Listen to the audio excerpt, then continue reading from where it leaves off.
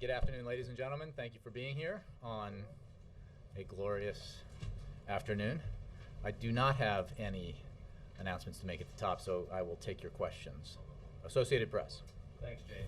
Two topics, please. On Attorney General Holder, the Speaker has said that this matter will go to a contempt vote tomorrow. There does not appear to be any signs of a last-minute effort to forestall that. So it seems like we've moved this beyond a hypothetical to this will happen tomorrow, there will be a vote. And I know that the White House is deeply opposed to this for the reasons you said before, but I'm wondering if you could speak to what consequences for the country, for the White House, if any, you see if in fact he's held to contempt.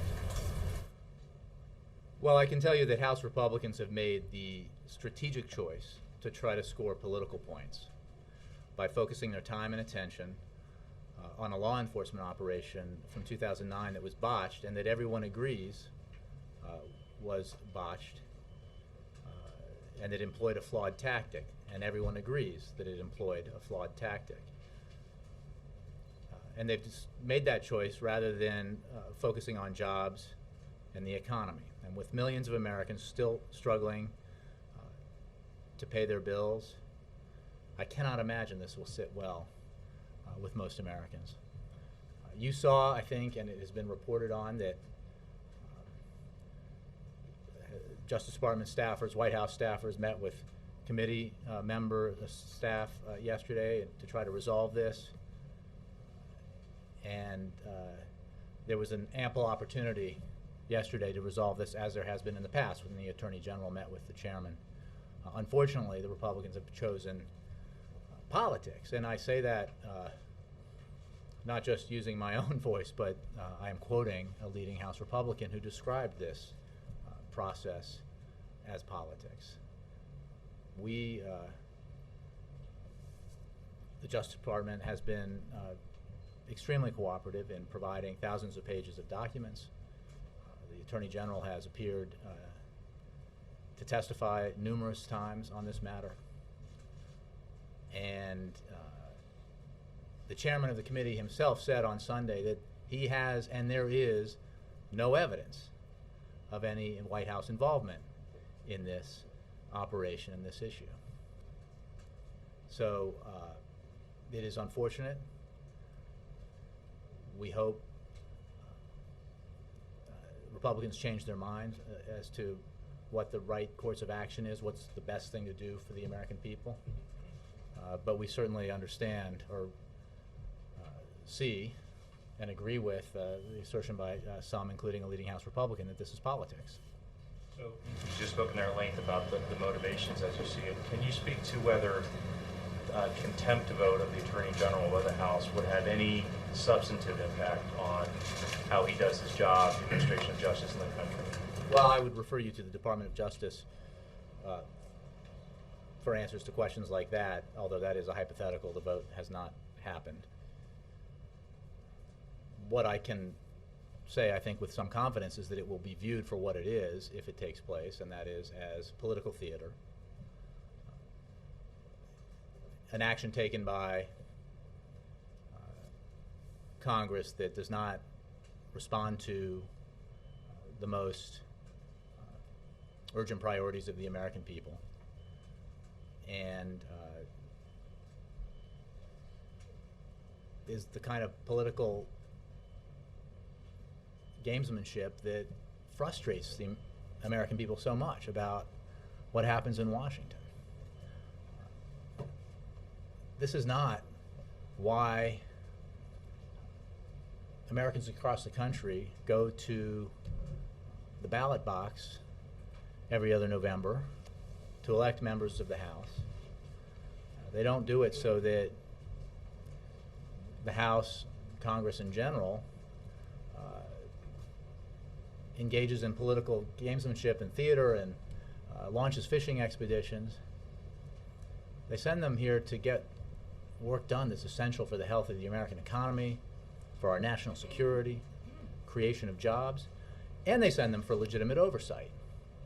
That's one of Congress's responsibilities, and this administration has been enormously cooperative with Congress in its legitimate oversight function and will continue to be so. I'm sorry, one other question on Syria. More violence today, apparent attack at a TV station. The government there is blaming rebels. Assad has said yesterday, I believe, that the country's in a state of real war. I'm wondering if the White House agrees with that assessment, that Syria is in a state of war. I'll start with what you mentioned at the top. We condemn all acts of violence, including those targeting pro-regime elements, and we call on all parties to cease acts of hostility. This is in reference to your observation about the storming of a pro-Assad TV station. In terms of Assad's comments, his observation about the situation in Syria is all the more profound because he created it. He caused it. The violence that is occurring there, the brutality that's being leveled against the Syrian people is of his own doing. And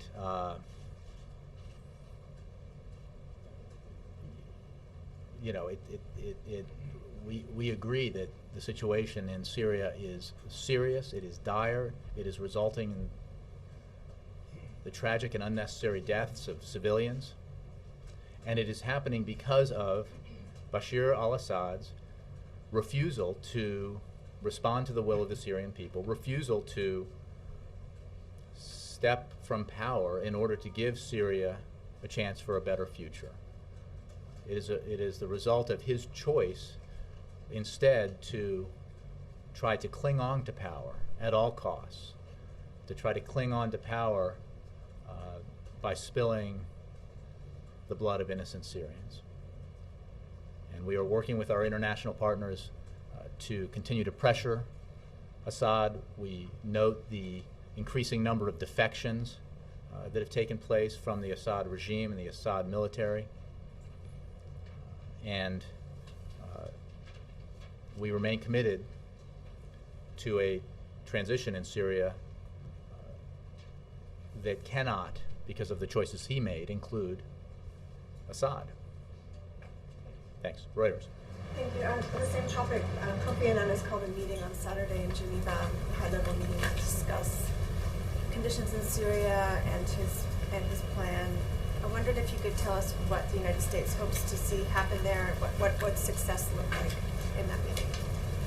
Well, we look forward to the June 30 meeting in Geneva that you mentioned, and we look forward to it as an opportunity to press forward with Syria's political transition. We are working full speed ahead on that transition at this critical juncture with our international partners.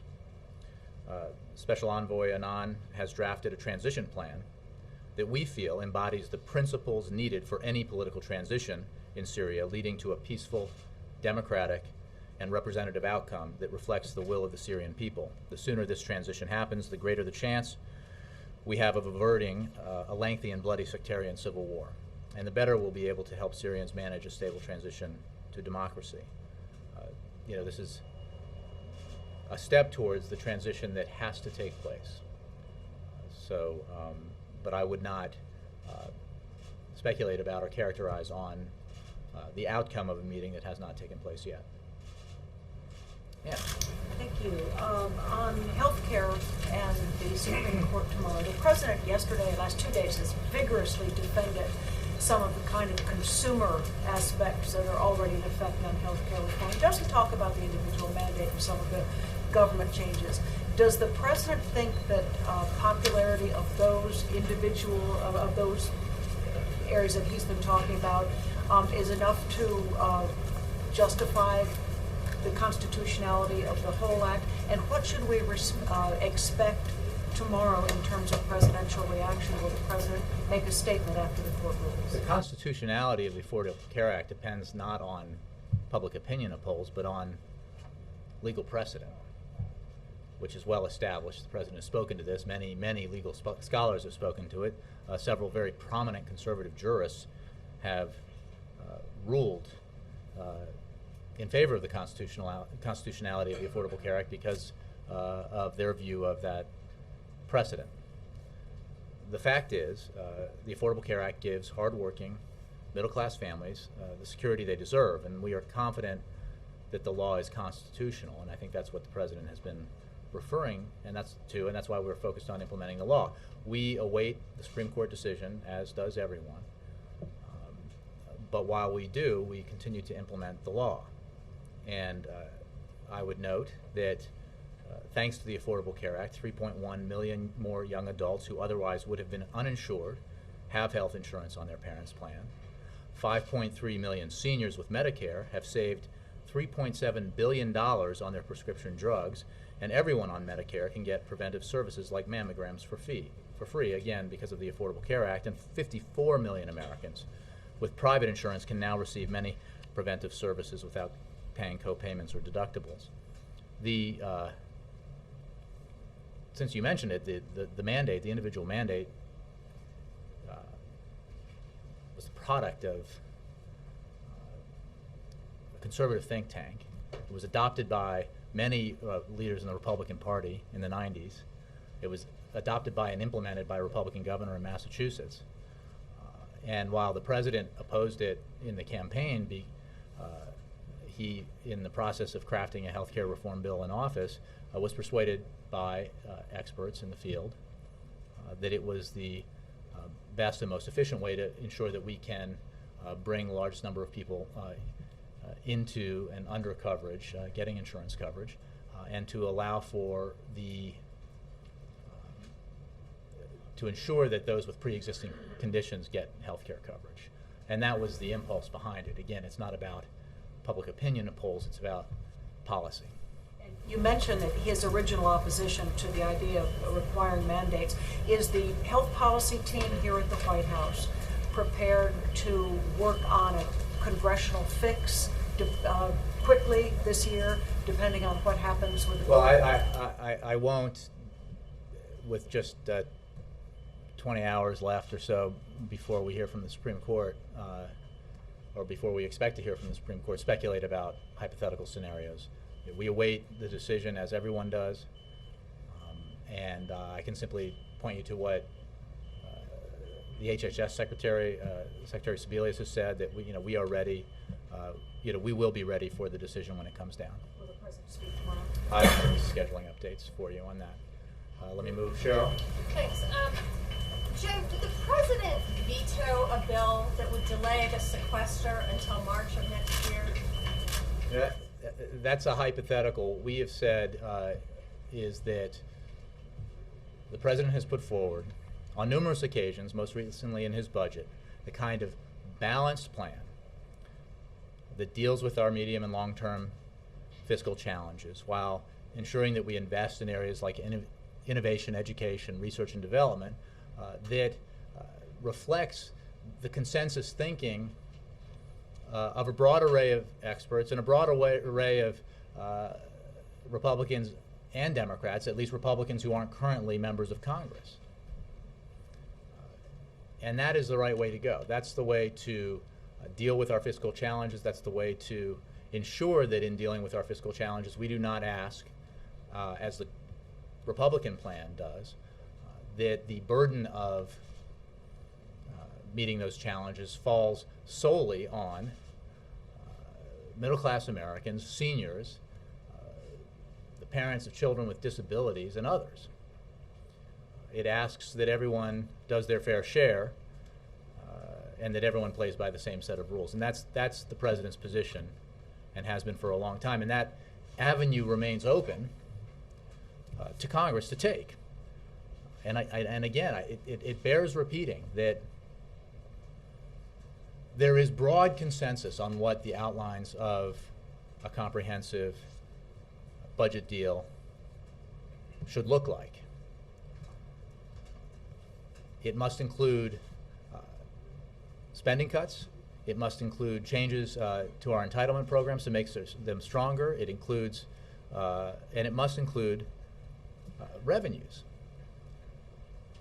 If it doesn't have all three legs of the stool, then it is likely to fall over because it relies too heavily on one or the other. In the case of the Republican plan, it basically doubles down on the policies of the last, of the first decade of this century, and the previous administration that said the solution to our economic problems is simply to give more tax cuts to the wealthiest Americans and tell Wall Street and insurance companies and everyone else that they can write their own rules and that everyone eventually will benefit. And the problem with that theory is that we've tried it and it hasn't worked. In fact, it precipitated the worst economic crisis in our lifetimes. So the president's approach is clear, and he's not a lone voice out there saying that that's the approach we need to take. You know, the outliers here are members of the Republican Party in Congress who have refused almost unanimously to acknowledge that we need to include revenues as part of a broader package. Nora, and then Dan. The National Rifle Association is urging members of Congress to vote to hold the Attorney General in contempt because they say Fast and Furious is part of the Obama administration's anti-gun agenda. Do you have a response to that? I'm not going to speculate about the outcome of a vote that we still hope doesn't happen because it should not. It's politics, and I think that in many ways your question reflects the politics of this. I would only say as broadly that the idea behind that thinking suggests that there was some grand plan behind the Fast and Furious program, when in fact everyone knows, the president did not know about this tactic until he heard about it through the media. The Attorney General did not know about it. The tactic itself was employed by the previous administration in different operation. This was a field office tactic that was flawed. And when the Attorney General learned about it, he took action to ensure that it was no longer used. And he directed the Inspector General of the Department of Justice to investigate. So the premise behind the assertion falls apart upon even the barest of inquiry. You've said that this is part of the Republicans' agenda to score some political points, this contempt vote against the Attorney General. Does the President agree with former Speaker Nancy Pelosi that this contempt vote is an effort to distract the Attorney General and the Justice Department on voting rights issues? I can't really speculate about motivations except to point you to the words of observers as well as a leading House Republican that this is about politics. What underlies the politics?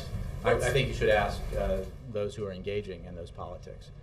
What we know is that this administration has been very cooperative with the legitimate oversight interests of Congress, broadly speaking, and in regard to this matter.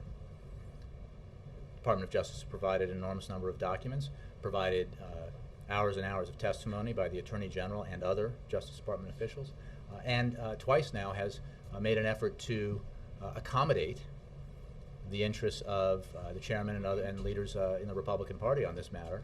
Unfortunately, they have shown very little interest in reaching a resolution. Instead, they've chosen a path of political confrontation and theater, which I think those of us who've been around for a while here recognize this for what it is. What is it? Politics. It has, as I said before, the First operation. time an Attorney General is going to be held in contempt of Well, Congress we'll over see. this, and But- the most you'll say right, is and score it's- political points. I mean, That's how preposterous it is, right? Because it's not about Fast and Furious. The operation itself, all of the documentation relating to the operation itself, prior to February 4th of last year, has been provided. The administration has endeavored to accommodate the committee and Republican leaders in its request for further information. The assertion of privilege here has to do with the absolutely necessary action that any president, any head of the executive branch, must take in order to preserve the capacity of the executive branch to engage in internal deliberations both now and in the future, for every administration going forward, for every president of either party or some party in the future. Is the president concerned at all about the precedent this is going to set, having his attorney general held in contempt? Has he called the Speaker of the House and asked him to reconsider? Has he been personally engaged at all? I think the Speaker of the House has made his position pretty clear on this, and it's highly political in nature. I haven't had the conversation about this with the president in the way that you framed it. I think he has absolute confidence in his attorney general, and what you're hearing from me are the views of the president and the White House administration that this is a political theater. It is unnecessary distraction from the work that Congress should be doing for the American people on the economy, on jobs. I think many Americans, most Americans, will view it that way. Okay, sorry, one final question on health care. What if the Supreme Court strikes down the individual mandate but allows protections for pre-existing, or allows the protections for those who have pre-existing conditions? What then? Nora, I cannot speculate on all the various permutations that have been put forward by really smart people in the press and in the healthcare field and the legal field. I think we just have to wait for the decision and move forward after that. Dan. Fast and Furious. Is a contempt vote worth a stand on principle? I'm not sure I understand the question. Well, last week you said that the reason that all of these documents in question were not being turned over was on principle, not because there was any sensitive material that was being released. So the fact is that now you most likely will have this contempt vote. Was it worth it? Was the stand on principle? Was it worth it is taking a position beyond into the future that will have to be evaluated in the future. It's absolutely worth the assertion of a privilege that's necessary for any president of any party to preside over the executive branch and allow for the executive branch to have the kind of internal deliberations that it needs to have as it responds to congressional inquiries or media inquiries. The cooperation that's been extended to Congress on this matter is extensive. Everything about the operation itself, who planned it, how it was, the tactic was employed and why, all of that has been provided in full to the committee. And again, I would point you to the statements of the chairman of the committee, who said over the weekend that there is no evidence. He has, after all this, he has what we made clear at the beginning, no evidence, because there is no evidence of White House involvement in this. This was a field tactic that was a bad idea, and everyone recognizes that it was a flawed tactic, beginning with the Attorney General and the President. The Attorney General, when he learned about it, put an end to it, its employment, its use, and instructed the Inspector General of the Department of Justice to investigate it. Again, we have endeavored to cooperate with the legitimate oversight interests of Congress, and will continue to do so. But this is as a leading House Republican has described it. It is politics, and it is not what the Congress should be up to right now. We know that we have challenges still. We have economic challenges that need to be addressed. Congress needs to finish work on the transportation bill. It needs to take action to make sure that student loan rates don't double in a few days. It needs to has the capacity to act very quickly on measures the president has put forward that would put teachers back in the classroom, or even more construction workers on the job. Would give homeowners across the country the ability to refinance their home at these historically low rates. These are things that the American people care about. The actions taken by, for political reasons, by members of House that win them spots on cable talk shows do not particularly interest, I think, the American people. And I think the highly political nature of this has been in evidence just by the actions and rhetoric that you've seen from Congress, from Republicans in Congress on this. Is there anything the White House is doing now in these final hours to try to head off this vote? Well, I think you saw, it was reported that several senior White House staff members, as well as staff from the Department of Justice, met with committee staff to try to resolve this. There was an opportunity to resolve this, and I think it was rejected, for political reasons. There is a desire. Done? Well, It can't be done? there remains hope that Republicans will change their mind, will reverse their decision, their strategic decision to try to score political points. I mean, you remain hopeful that common sense prevails here. Although you do have to look at the beginning of the year when Republicans announced that one of their chief legislative and strategic priorities was to investigate the administration and damage the president politically. Again, that is not the kind of use of congressional time and authority that most Americans would support or endorse. They'd rather have their leaders in Washington focus on the issues that matter most to them, like economic growth and job creation. One quick thing on healthcare. I know you said you wouldn't talk about the president's schedule tomorrow, but what else is or will be taking place tomorrow? Is there a war room that's set up to respond, rapid response to whatever the decision will be tomorrow? Anything that you can shed in terms of the behind the scenes that will be taking place? Most of our communications meetings happen in my office, so if you can call it a war room if you. Something more Yeah. set up just for this. No, we don't have that. We obviously have meetings about policy and communications all the time, and we'll continue to do that. I think we're just like you, waiting for an opinion, a decision, and we'll assess it. We'll assess. This is what we'll do. Yeah, there's so many permutations. I'm not sure that how useful it is to spend at least our time doing that. I would refer you to the HHS for questions about the implementation of the Affordable Care Act and the actions that they're taking, and the fact that they're ready for a decision when it comes. Yeah. House leaders, two questions. The first on healthcare. House leaders have said in the Progressive Caucus that they are ready to, if the Supreme Court rules it unconstitutional, that they would push forth a single-payer method. And do you think the president would favor a single-payer method? Or? The president favors the Affordable Care Act. It was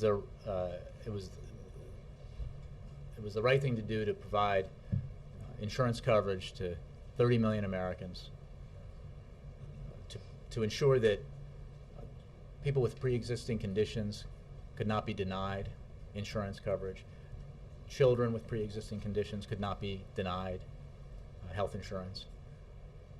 It was the right thing to do so that young Americans could remain on their parents' health insurance policies rather than go without insurance. It was the right thing to do so that important preventive services like mammograms could be provided to millions of Americans free. And it was the right thing to do to ensure that seniors who faced significant costs through the prescription drug program were helped in alleviating that cost. So these were policy prescriptions, and the president, as you are, is awaiting the decision, and we will assess it when it comes and move forward accordingly. I'm not going to speculate. That members of his own party are already waiting for the Supreme Court to rule it unconstitutional. They've already come out with this. I have heard every opinion imaginable expressed about what the decision will be, so it doesn't surprise me that some hold different opinions. Ed. Hey, on Fast and Furious, I'm struck by when you told Nora that you wouldn't comment on something that may not happen, and you seem to kind of indicate that to Dan as well, that you're still hopeful, in your words, that they'll find the right... Congenital optimist. Congenital optimist. And I don't want to selectively listen to that, but I heard in that a hope that something could be worked out. But in answer to Dan's questions, you didn't say whether or not, okay, there were meetings yesterday, but are there meetings going on today or phone calls? Well, I don't have any meetings to read out to you. The fact that the meeting that was held yesterday it has been reported on was not because we let you know in advance it was happening. We're trying to, that reflected our good faith effort to try to accommodate the committee and leaders on this matter to avoid what is a wholly unnecessary vote that is scheduled for tomorrow. I don't have any meetings, new meetings to preview for you or read out to you. But I think you can today to avoid it, whether it's the president. The suggestion that we haven't been doing everything we can is ridiculous, given that the Attorney General asked for a meeting with the chairman and got one in an effort to resolve this. Senior White House officials as well as Justice Department officials met with committee staffers yesterday in an effort to resolve this, and at the time, as you'll recall, last Tuesday the Department of Justice made an offer of accommodation. At the time, Republicans rejected the offer because they claimed to be uncomfortable making a deal without seeing the documents that Justice Department officials suggested they could be shown. In response, yesterday, we in the administration, Justice and White House, reached out and showed them a representative sample of the documents that they sought so they could see firsthand the types of communications in contention. This offer would result in the committee getting unprecedented access to documents showing how the department responded to the committee's inquiry and would dispel any notion of an intent to mislead Congress. These documents are all after the fact and do not pertain to who designed, approved, or employed the tactics used in Operation Fast and Furious or Operation Wide Receiver or any of the other operations from the Bush administration. This was a good faith effort to try to reach an accommodation while still protecting the institutional prerogatives of the executive branch, often championed by these same Republicans criticizing us now. Unfortunately, Republicans have opted, as I said, for political theater rather than conducting legitimate congressional oversight. So, the effort has been made on a number of occasions. It's consistent with an effort to try to be responsive and cooperative to legitimate oversight interests throughout this episode, and hopefully, one can hope that Republicans will, at the last minute, change their mind about deciding that to try to score political points out of this. There's always room for hope. On your point about after the fact documents, you just said a couple of times before, as well as last Thursday, that in a briefing that all of the documents, you said every page related to the operation itself, not after the fact, has been turned over to Congress. After you made that statement Thursday, Republican Senator Chuck Grassley came out and said no, that they're aware of a lot of other documents related to the operation itself that have not been turned over by the Justice Department. So you're contradicting that? Yes, and I'm saying that the assertion of privilege clearly begins with the period after February 4th, which is when the letter... He's not talking about executive privilege. He's saying on the operation itself, he's asked for other documents, and the Justice Department has not turned them over. I would refer you to the Justice Department for details on what the 7,600 pages of documents that have been turned over. But it is simply a matter of chronological observational fact that documents created prior to that time that had to do with the actual operation, who designed it, who approved it, how it was employed in both Operation Fast and Furious and in Operation Wide Receiver, had been provided because they predated that period. The assertion of privilege is only on documents post-February 4th, and those documents have to do with the internal deliberations in the administration over how to appropriately respond to congressional and media inquiries. And those are deliberations that need to be privileged and protected because of the separation of powers enshrined in our Constitution. And that is a principle that has been asserted by administrations going back 30 years. On another subject, the Colorado wildfires have been getting more and more dangerous, and I have not heard you read out in the last couple of days a phone call between the president and the Colorado governor, or what kind of updates is he getting? It seems like the situation is getting pretty desperate. Has he spoken to officials there? Well, I think the president did speak with the Colorado governor a while ago. The president is being updated regularly. I will read out to you further communications that he has on this matter. through the National Interagency Fire Center, which coordinates resources from the U.S. Forest Service, the Department of the Interior, and other federal agencies, firefighters, incident management teams, air tankers, helicopters, fire engines, and other resources are being provided to supplement state and local resources as teams continue to respond to what you appropriately describe as very serious fires across the West. More than 8,400 personnel, 578 fire engines, and 79 helicopters are operating on wildfires around the United States. More than half of federal wildfire fighting resources are currently staged in Colorado. Federal partners continue to work closely with first responders and firefighters from local, state, and tribal agencies to combat and monitor large wildfires throughout the country. FEMA has authorized 3 management assistant grants, fire management assistant grants, known as FMAGs, since June 9 to help cover the state and local costs for fighting the fires. I think you know the formula. It's 75% of the costs assessed after the fire is picked up by FEMA.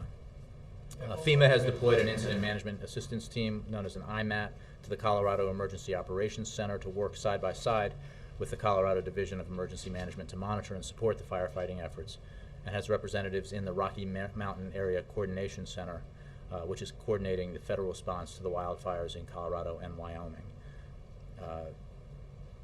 In answer to your question, well, go ahead. Well, it's just that the phone call was on June 12th. That's 15 days ago, and it's been getting worse and worse. I just wonder why the president hasn't had another phone call with the president has been updated regularly on these wildfires, and when I have further communications of the president to read out to you, I will provide them. Kristen. Jay, thanks. If the action group that is set to meet this weekend on Syria is successful at re-implementing the peace plan, at coming up with guidelines for a Syrian-led political transition, why should Syrians or the administration have confidence that it's actually going to work, given that Annan's former peace plan didn't? Well, I think anything that depends on Bashar al-Assad's agreement and a promise to fulfill actions has to be viewed with skepticism. So I take your point. But the fact is that the transition plan that Kofi Annan has drafted embodies the principles needed for any political transition in Syria to lead to a peaceful, democratic, and representative outcome that reflects the will of the Syrian people. And international community coalescing around a transition plan is an important step in the process of further pressuring, further isolating, and hopefully helping to bring about a transition that we believe needs to or cannot take place without Assad stepping aside from power. Well, as Secretary of State Hillary Clinton reiterated today, Russia and China could play or will play a key role in this. Is there any indication that they're shifting their positions, that they may be getting on the same page? Well, I don't have any updates for you, and I certainly won't speak for those countries. I can tell you that we have, as I have in this past, been in regular consultations with the Russians as well as the Chinese, in particular the Russians, on this matter. It has been discussed by you and by us, the fact that we have had differences with Russia on Syria, and we are continuing to work with the Russians to help bring about a goal that we both share, which is an end to violence in Syria and a transition in Syria, a transition that we believe cannot take place with Assad in power. So we continue to work with the Russians and our other international partners, and others have discussions with the Russians and others on this matter. I don't have any updates for you on where those conversations stand. Well, and I guess what I'm saying, has anything changed to make this more than just talking about a plan or implementing a plan? I think every step towards building a consensus around a transition that is essential for the Syrian people is a step forward. I don't want to overstate that. The fact is Assad is still in power. The fact is Assad continues to brutalize his own people. And the situation is extremely volatile. And as we have said in the past, there is not a great deal of time here for the international community to come together and act before the situation there potentially dissolves into a broader sectarian civil war with implications for the region. We are working with our partners urgently to try to avoid that outcome. I have one more on healthcare, Jay.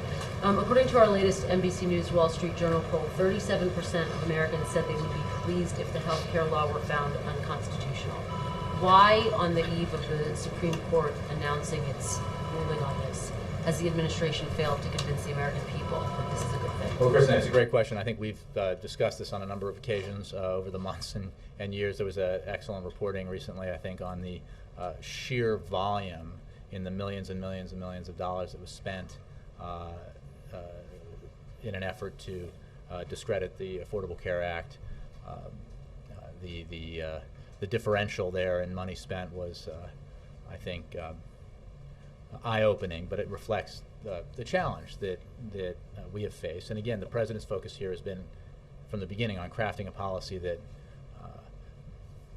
builds on our existing private insurance system, that is most effective and efficient in expanding coverage, that ensures that those with pre-existing conditions cannot be denied coverage or thrown off their health insurance plans, and provides all the other benefits that I've mentioned. That was his aim, and I think we've been focused on implementing the law, and as that implementation continues, it has increased the number of Americans who directly benefit from the Affordable Care Act. If part or all of the law is upheld, do you need to shift your strategy to get that message? I think I'm very safe on safe ground here when I say that I will not speculate on a decision that is relatively imminent. Yeah. Jay, two quick questions. Thank you. Will the Attorney General be at the congressional picnic tonight? No, I don't have.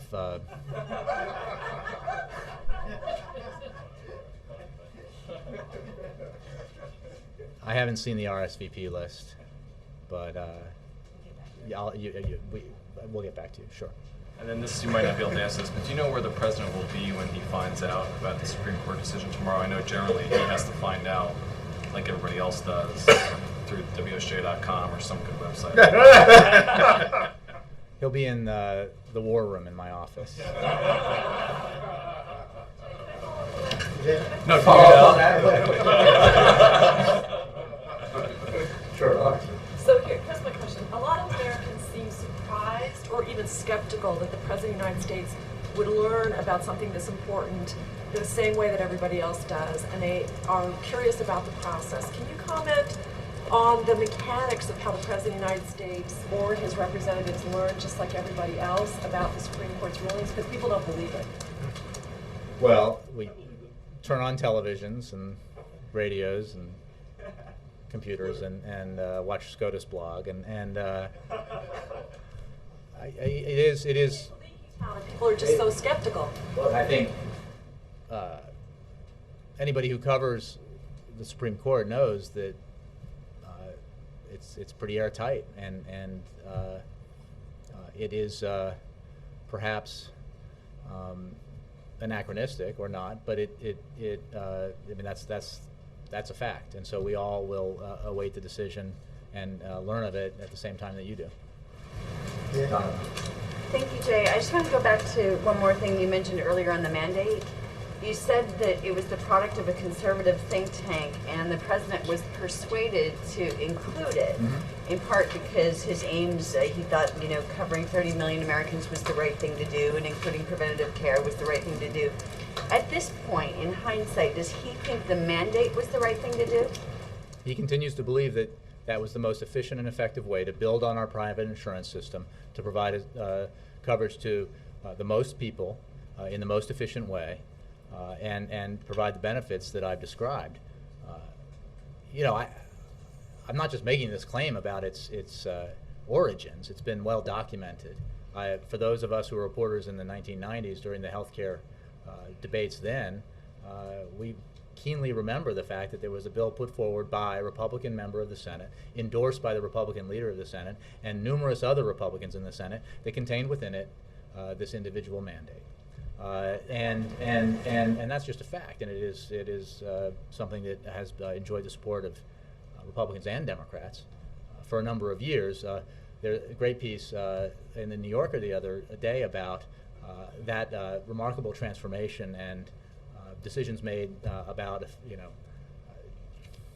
group affiliation trumping policy, and I think that may be what we have here is a case of a concerted decision to abandon what was considered very mainstream conservative thinking on an issue like healthcare policy once it had been adopted by the other party.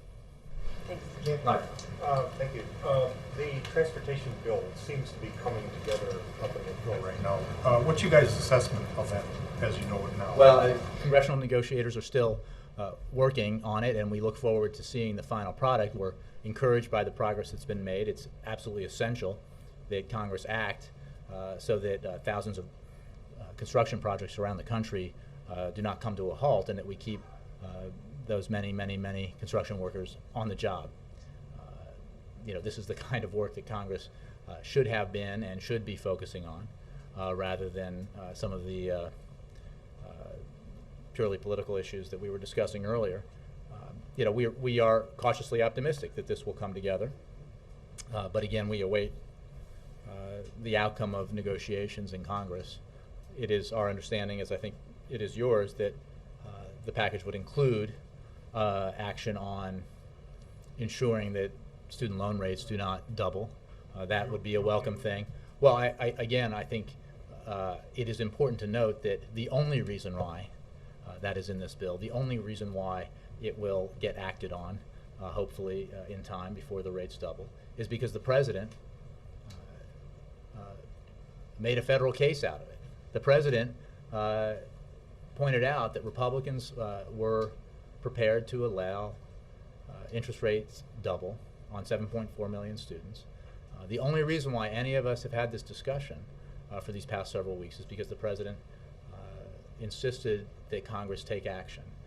And in what are sort of a pattern that we have come to see, where there's sort of stages of denial and then acknowledgement and then acceptance. There was a phony issue. It was a distraction from the economy, when in fact education is very much a part of the economy in the president's view and most people's view. Then there was an attempt to try to get a political scalp in the so-called pay-fors, and that was not a serious attempt to deal with this matter. And gradually we've come to a point where hopefully we will reach an agreement that everyone finds acceptable, and that most importantly allows 7.4 million students in this country to continue to pay their student loans at their current rate as opposed to double the rate. And that is purely a result of the leadership the president has shown on this matter. You don't have any objections to the way things are so Again, far? I that think, you know as I said, that we're awaiting a final product from congressional negotiators. And do you have any details on the bus triples? None beyond what's been provided. I honestly don't have anything additional for you. Yes, Scott. Jay, there's another round of TPP talks in San Diego next week. I know a lot of Democrats on the Hill have written a letter asking for more consultation, and now Congressman Ice is asking to be included in the talks as an observer. How much congressional input does the administration see room for at this stage? Scott, I will have to take that question. I have not focused on it today. You focus on TPP? I know, you really